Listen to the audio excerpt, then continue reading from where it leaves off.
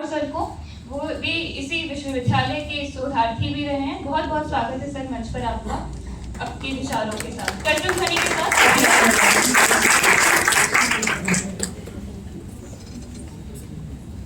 आकांक्षा शायद चाह रही थी कि परिचय दे, मैंने कहा कोई परिचय वगैरह की जरूरत नहीं है, समय बहुत कम है, आधा घंटा, और मुझे बुलाया गया है कि आदिवासी साहित्य का संघर्ष और संभावना पर बात करें। और यह संगोष्ठी है समकालीन हिंदी में चल रहे विभिन्न आदिवासियों पर, और मेरा विषय है आदिवासी का संघर्ष और संभावना। अभी तक जितने भी लेक्चर हुए, सच सच बताओ मेरे शोधार्थियों, कुछ भी संभावना दिखी है? कुछ भी संभावना? क्या संभावना है? क्या मिल रहा है? क्या करेंगे आप? अब मुझे एक बात बता दीजिए, मैं सीधा सीधा मेरा आपकी क्या संभावना है आदिवासी साहित्य को पढ़कर, ये बताने से पहले मुझे दो चीजें आपसे चाहिए। यहाँ पर शोधार्थी कितने हैं और एमए के स्टूडेंट कितने हैं, मुझे बता दीजिए। शोधार्थी हाथ उठाइए बच्चों, शोधार्थी, और बाकी सारे एमए के। चलिए देखिए बच्चों, अभी आप हम लोग जो शोध कर रहे हैं, इसकी संभावना क्या है, आदिवासी साहित्य का संघर्ष क्या है, और आदिवासी साहित्य पर शोध करने पर क्या क्या मिलेगा आपको, जान मिलेगी कि नहीं, सबसे पहला ये बात है। पहली बात यह है कि रोटी मिलेगी कि नहीं मुझे, क्योंकि हमारे सारे परिवार, हमारे 30 साल हो गए यहाँ पर आकर हम पढ़ रहे हैं, और घर पर एक आशा लगाए बैठे हैं कि मेरा बेटा पीएचडी कर रहा है, हिंदी में डॉक्टरेट होने वाला है, और जैसे हमारी प्रोफाइल निकाल करके हम ले जाते हैं, अप्लाई करते हैं, तब पता चलता है विमर्श क्या है।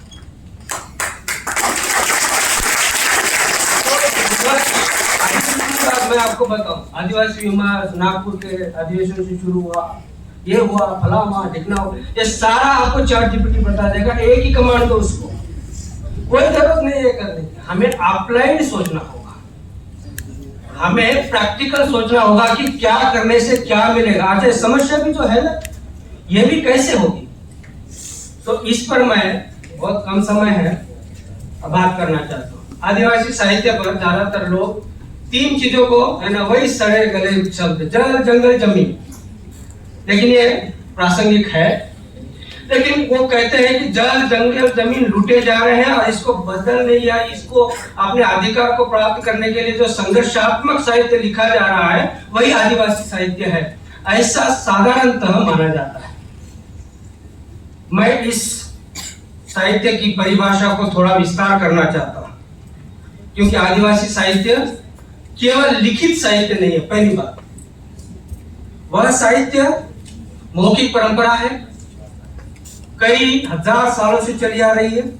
उसमें लोकगीत है, कथा है, पौराणिक कथा है, गीत है, मिथक है, और पर्यावरणीय ज्ञान भी है, चित्रकला है, भित्ति चित्र है, नृत्य है, संगीत है, लय भी है। और ये लय, नृत्य, संगीत कोई कोरा ज्ञान नहीं है, प्रकृति के अनुसार चलता है।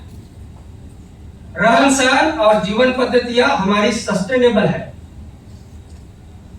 हम किसी भी जल के स्रोत को गंगा नहीं करते हैं, भले गंगा को कोई और मां मान ले, हमारे लिए वो जल स्रोत ही गंगा है। हम अप्लाई करते हैं सिद्धांत, आप बात करो पोथी पुराण, हमें उससे जरूरत है। यह आदिवासी साहित्य और प्रकृति से तादात्म्य, एक संधारणीय जीवन पद्धति, इन सब को मिला करके आदिवासी साहित्य बनता है।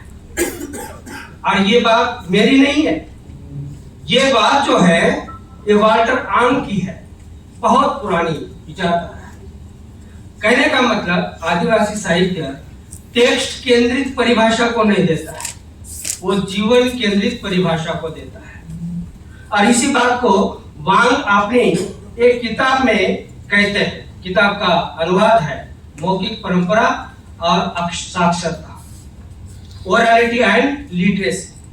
वो कहते हैं oral culture indeed produce powerful and beautiful verbal performance of high artist and human worth, which are no longer even possible once written has taken position of the psyche.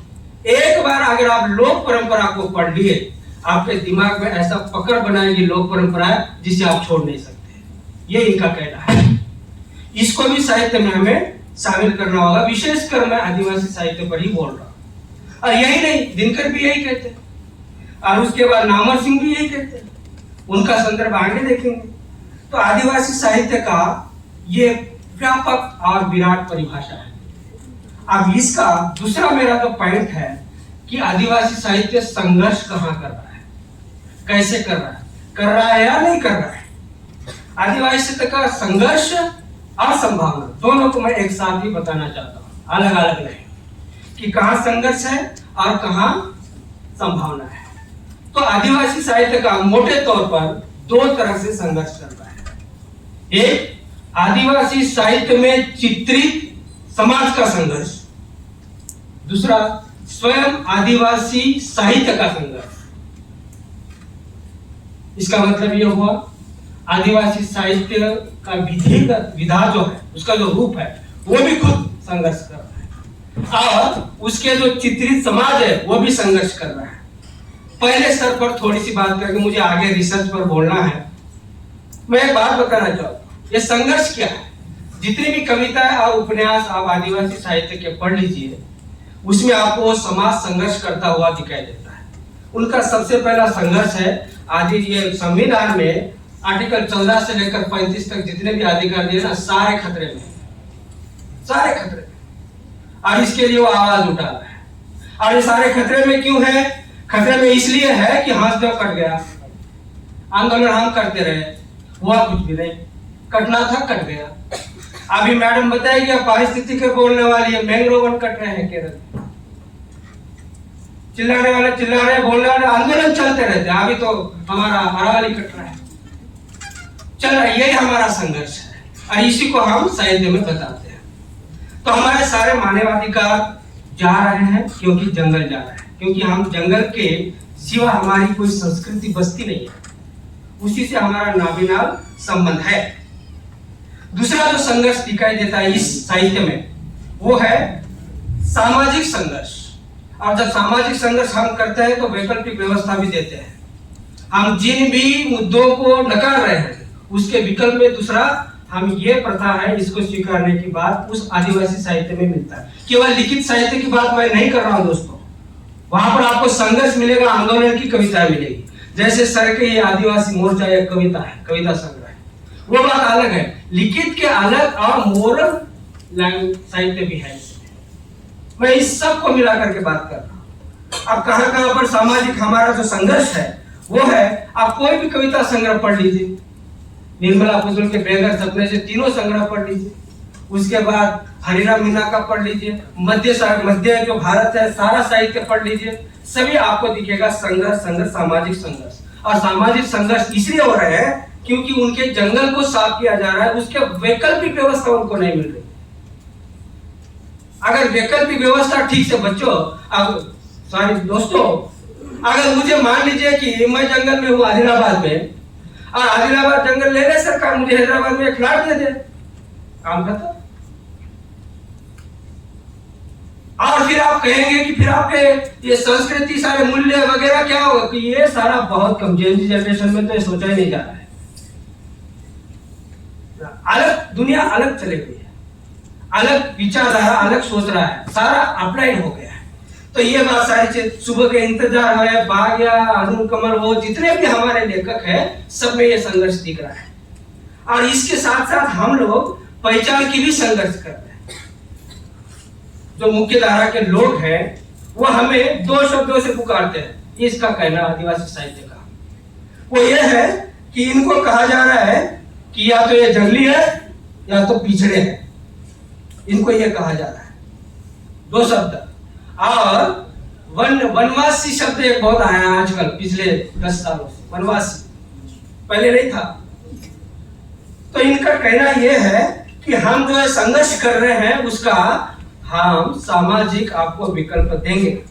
और वो कैसे देंगे ये आगे ये कहते हैं।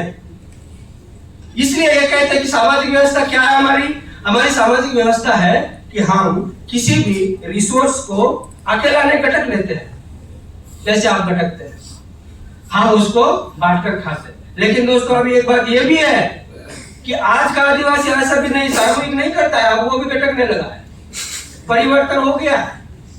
ऐसा नहीं है अब मेरी सैलरी जो आती क्या मैं घर पर क्या सबको देता हूं क्या?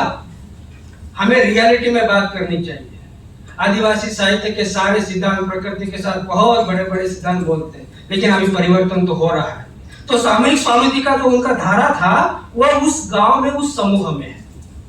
दूसरा, हम न्यूनतम उपयोग वाली बात आज भी चल रही है, इसमें परिवर्तन नहीं हुआ है। कम से कम उपयोग में घर चलाना, उपभोक्तावादी संस्कृति यहाँ पर नहीं है। दूसरा, प्रकृति के साथ किसी भी कंडीशन में हम लोग अन्याय नहीं कर सकते हैं। और यही तीन चीजें हम आपको वैकल्पिक के रूप में सामाजिक परिवर्तन के रूप में देना चाहते हैं। ये हमारी संभावना है हमारे साहित्य में। दूसरी जो है अवधारणा जो है, और यही समय मैं अकेले मैं नहीं कर रहा, बहुत बड़े विचारक है रामचंद्र गुहा, उनका विचार है कि पर्यावरण को अगर बचाना है तो आदिवासी जीवन शैली की ओर हमें लौटना होगा। दूसरा है पहचान का संघर्ष। ये लोग कहते हैं पिछड़ा, किस बात में पिछड़े हम लोग बताइए? अच्छा, शिक्षा में, स्वास्थ्य में, ये संघर्ष है। पिछड़ा और वनवासी हमें जो पुकारा जाता है, जैसे दलितों का दर्द है वैसा हमारा भी है। मुझे अगर कोई वनवासी कहे ना तो दुख लगता है। हाँ, आप मुझे वन निवासी कहिए, दोनों में फर्क है, वनवासी और वन निवासी में। और हम जब इसके बारे में संघर्ष करते हैं तो दलित साहित्य से मिल जाते हैं। हमें भी कहा जाता है पिछड़ा, जंगली, ऐसे कहा जाता है, लेकिन हम पिछड़े नहीं है साहब। हमारी जो स्टाइल है ना जीने की, उसको आपको सीखना चाहिए। हम प्रकृति के संदर्भ में, हम एनिमल के संदर्भ में, हम रिसोर्स के संदर्भ में, हम जो है आयुष ज्ञान के संदर्भ में जितना जानते हैं ना उतना आपको कोर्स करने पड़ेंगे, पीएचडी, उतना तो हमारे बाप दादा जानते हैं। हमें दूसरी बात है, हाँ, हम स्वास्थ्य शिक्षा से पिछड़े हैं जरूर, लेकिन इसमें तो आप ही लोग है कारण। हमारे सारे जंगल तो लूट लिया आप लोगों ने, रिटर्न में क्या मिला हमें? ठल्लू। क्या मिला? कहाँ है हमारी एजुकेशन संस्था, कहाँ है हमारे फंड्स बताइए? और आप जंगल तो लूट लिया। ये तो आपके कारण हम पिछड़े हैं, लेकिन प्रकृति में हमारा जीवन स्टाइल आपसे कहीं आगे है। हम आपको बहुत कुछ सिखा सकते हैं। क्या सिखा सकते हैं? हमारी जीवन शैली, हमारी संभावना। मैं अभी संभावना बता रहा हूं। संघर्ष क्या है? हमारी पहचान बनाना। अब संघर्ष संभावना बता रहा हूं। क्या क्या संभावना हम इस मुख्य धारा को दे सकते हैं? नंबर 1, हमारी जीवन स्टाइल, हमारी जीवन शैली इनको दे सकते हैं। हमारा आयुष ज्ञान दे सकते हैं इनको। हमारे यहाँ जब प्रेग्नेंट रहती है कोई महिला, वहां पर हॉस्पिटल जाने के लिए बैलगाड़ी बढ़ना पड़ता है, 20-20 किलोमीटर दूर है आज भी। हमारी दादी माँ, पता नहीं उनको, मैं भी नहीं जानता हूँ, गुट्टी डाल देती है, वो प्रसव जो है ना आसान हो जाता है। हमारी माँ है ना, दांत अगर जो है ना दर्द देता है तो आग का दूध डाल देती है, दांत के कीड़े बाहर निकलते हुए हमने देखा है। कांटा चुभ जाता है, दूध डाल दे, कांटा बाहर आ जाता है। ऐसी कई सारी आयुष ज्ञान की हमारे पास नॉलेज, ये हम इनको दे सकते हैं। दूसरी बात, जैव विविधता संबंधी हमारे पास जो जानकारी है, केवल जानकारी नहीं है, हम अप्लाई करते हैं, यह हम इनको दे सकते हैं। दूसरा, हमारी संस्कृति, लय, नृत्य और वन उत्पादन में जो औषधीय संग्रहण है, आप कितना भी रिसर्च करवा ले, लेकिन संग्रह करने की टेक्निक हमारे पास है। आपको सबको चैलेंज करता हूं मैं, आप जो है मधुमक्खी के छत्ते को अभी तोड़ के बताएं, लेकिन हमारे आदिवासी एक पेड़ है, हम बताएंगे नहीं वो। वो छोटा सा पौधा होता है, फूल लगता है, जिसकी चैन बनाती है हमारी लड़कियां, उसका पान मल लीजिए बच्चों आपने, इस पर और चढ़ जाइए, मधुमक्खी आपको नमस्ते करके उड़ेगी ऊपर, छत्ता फूल है। इसके लिए रिसर्च करना पड़ेगा आपको।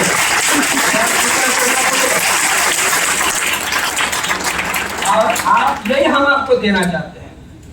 और आप हमारी पहचान भाई पिछड़े जंगली बोलकर, इसके पीछे आपकी राजकारण यही है कि आप हमें पिछड़े बोलकर हमारे अमूल्य असीम भंडार को लूट लेना चाहते हैं। जैसे काला पादरी में एक संदर्भ आया, आपको बताता हूँ। काला पादरी आया, नमस्ते कर, हाँ गुड मॉर्निंग गुड इवनिंग, कितनी एकड़ जमीन है? 2 एकड़ जमीन। अच्छा अभी आग बंद करो। यह है किसी क्रिश्चियन पर है टिप्पणी, मुझे क्रिश्चियन से मतलब नहीं है, मैं एक बात बता रहा हूँ, भावना क्या है?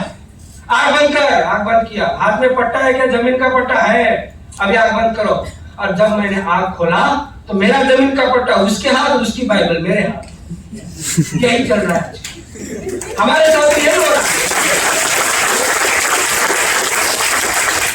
यही चल रहा है देश में, है ना? विमर्श, रामायण, महाभारत, तुलसीदास सब हमारे हाथ, और अरावली ये वो किसी और के हाथ। ऐसा नहीं करेगा।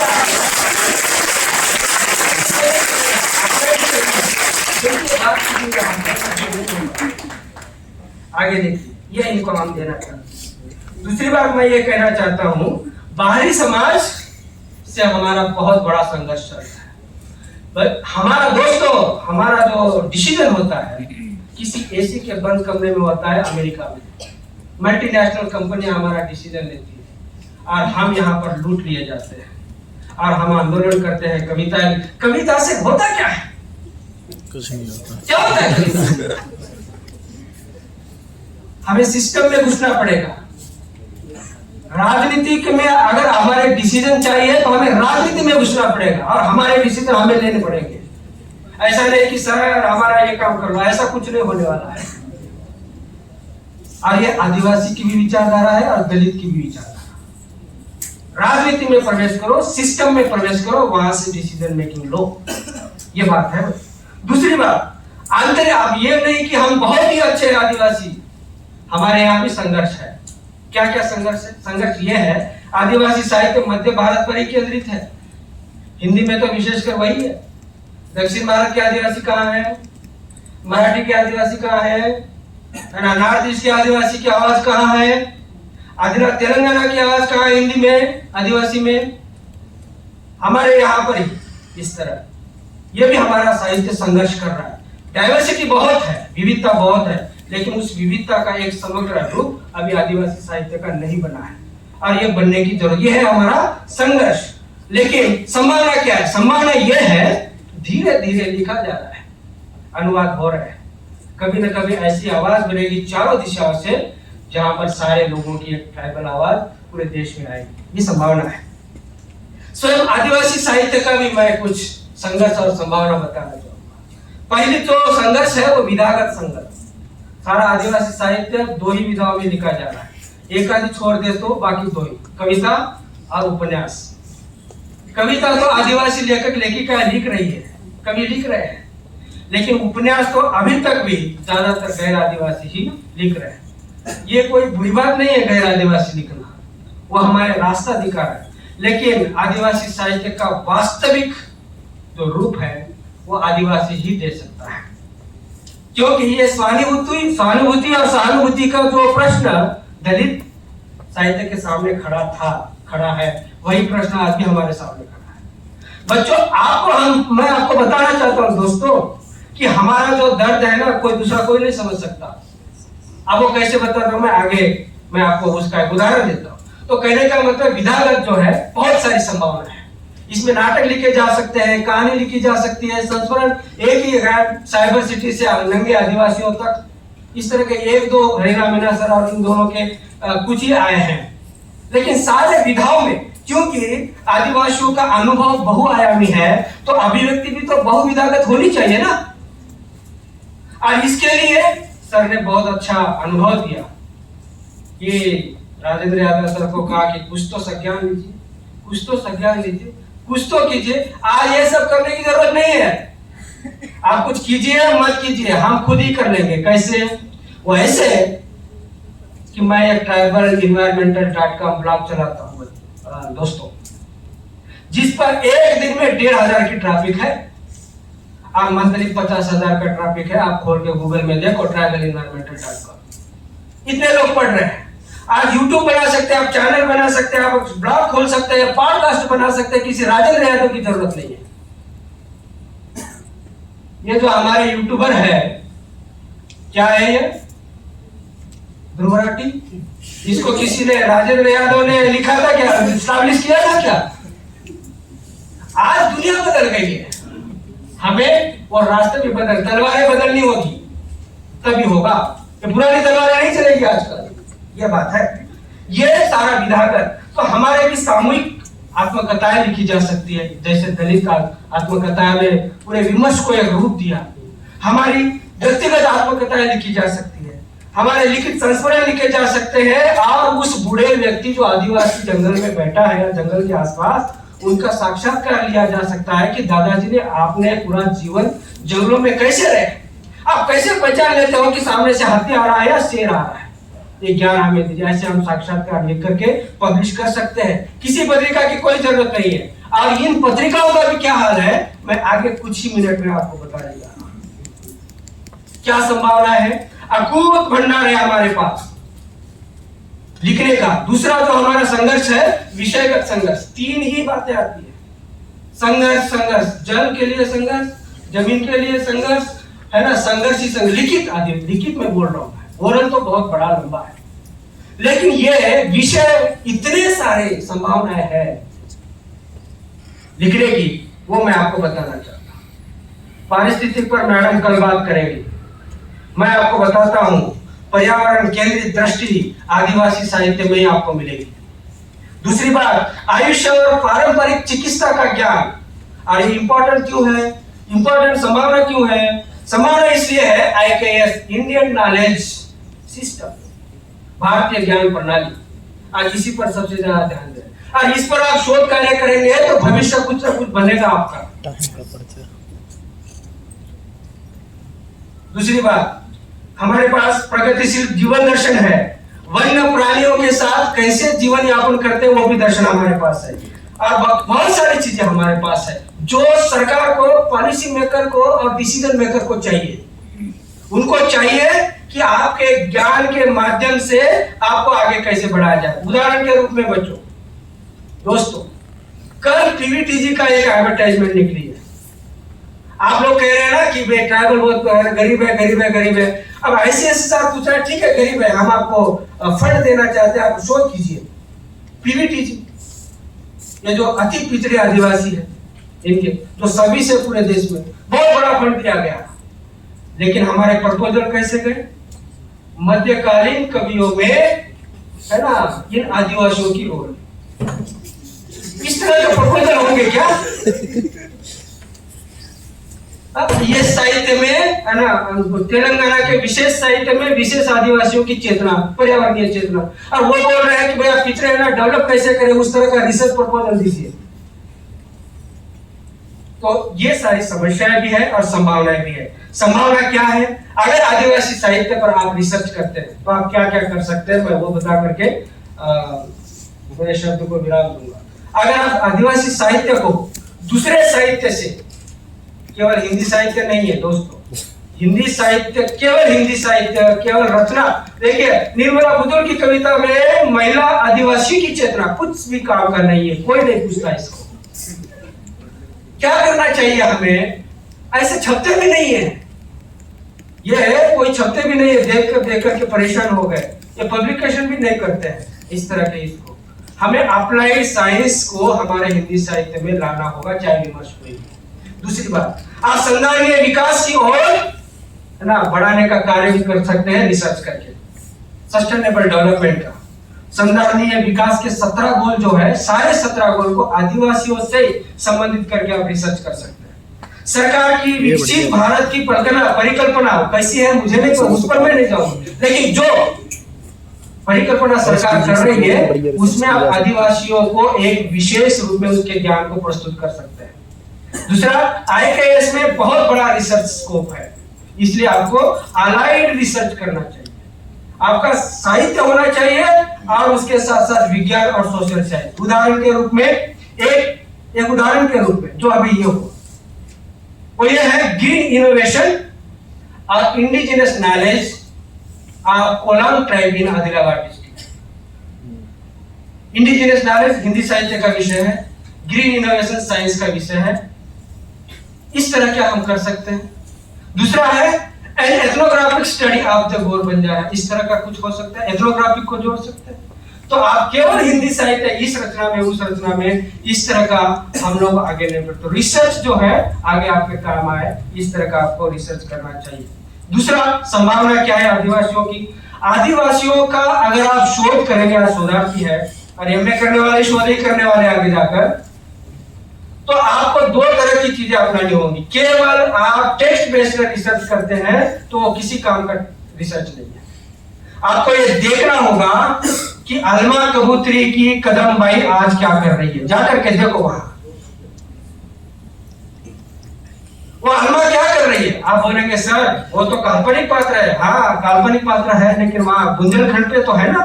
तो वहां जाओ, अलमा को खोजो, कदम बाई को खोजो, उनको बोलो कि आपकी स्थिति कैसी बढ़ गई।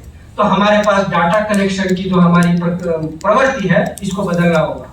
हमें गुणात्मक डाटा और संख्यात्मक डाटा इकट्ठा करना होगा और फिर क्या करना होगा, पहले लिखना होगा लिटरेरी रिव्यू, साहित्यिक है ना विश्लेषण कि देखिए अलमा कबूतरी पर मैंने ये साहित्यिक रिव्यू पढ़ा है। फिर लिखना होगा कि मैं फील्ड वर्क गया और वहां पर बुंदेलखंड में इन कबूतरों का रिसर्च किया, इतने रिसर्च या क्वांटिटेटिव या क्वालिटेटिव मेरा डेटा है और नीचे फाइंडिंग्स क्या मिली मुझे, क्या मिला, सही मिला या नहीं मिला। इस तरह का आप रिसर्च पेपर लिखो, आपका स्कोपस में पब्लिश होगा। लेकिन हमारा रिसर्च क्या है, इसकी कविता में वो इधर के 3 रिफरेंस, इधर के 3 रिफरेंस और भर दो। और संपादन का मतलब क्या हो गया है आजकल, मैंने 3 संपादन किए। संपादन का मतलब आपकी क्वालिटी देखना नहीं है, वर्तन ही सही करना हो गया है। ये हमारी क्वालिटी है और हम संभावना खोज रहे हैं। और बाकी के जो अलग दूसरे सब्जेक्ट है वो रिजल्ट दे रहे हैं। ये करने से ये होता है। तो क्या हम साहित्य को इस दिशा में ले जा सकते हैं। तो आदिवासी साहित्य में असीम संभावनाएं हैं। मेरे पास समय कम है, मैं बहुत सारी तैयारी के साथ आया था लेकिन मुझे समय नहीं मिला। अध्यक्ष विभाग के अध्यक्ष हमारे गुरु रहे हैं, उन्होंने मुझे यहाँ पर योग्य समझा, बोलने के लिए सर का बहुत बहुत आभार। यहाँ सारे जितने भी गुरुजन हैं, मैडम से छाया सीखा हमने, शशि मैडम से, सर से श्रद्धा सीखा है, कामायनी की श्रद्धा। और हमारे सर जो है चतुर्वेदी सर से हमने रस सिद्धांत सीखा, एक ही रस सिद्धांत 3 महीने तक। अभी भी वो तालिका याद है मुझे, आम से लेकर के मम्मट तक की सारी कविता है। आलोक पांडे सर क्या असाध्य लीला पढ़ाते हैं।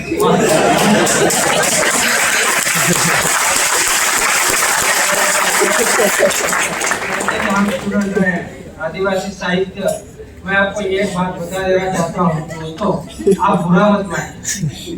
पहली बार में भगवान की जो परिभाषा है ना, कृष्णा सर से सुना है।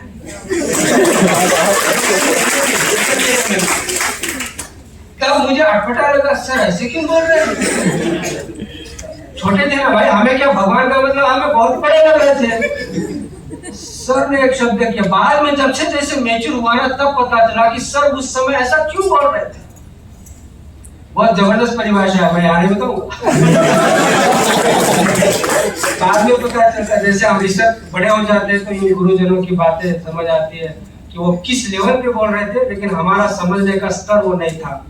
तो मैं इतना बोलकर मेरे इन 2 शब्दों को पूर्ण विराम देना चाहता हूँ। एक बात कहना चाहता हूँ, रिसर्च स्कॉलर आपको हिंदी साहित्य में आदिवासी विमर्श को पढ़ना चाहिए, क्योंकि बहुत सारे सब्जेक्ट को कोरिलेट करता है। और हमारी तीनों संस्थाएं जो है देश में, आज यूजीसी तो कोई नहीं निकाल रही है, वहां कोई शोध नहीं हो रहा है आजकल।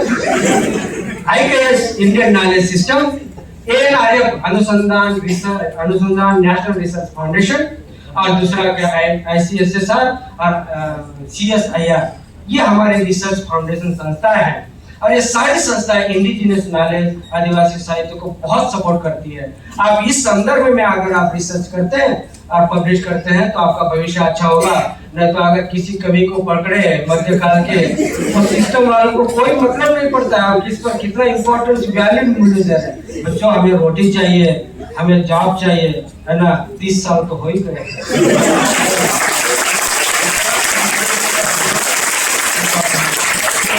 ये समाप्त करना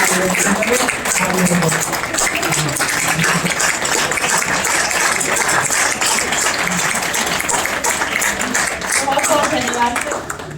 आपने जो आदिवासी विमर्श के सैद्धांतिक पक्ष पे ही चर्चा नहीं करी, उसके जो प्रायोगिक पक्ष है और जो जमीनी स्तर की हकीकत है, आदिवासियों की समस्या, जल जंगल जमीन की समस्या और वर्तमान समय में जो चीजें चल रही है, जंगल काटे जा रहे हैं, ये सारी समस्याओं पर बहुत बेहतरीन तरीके से आपने अपना वक्तव्य दिया। बहुत बहुत धन्यवाद आपके इन अद्भुत विचारों के लिए।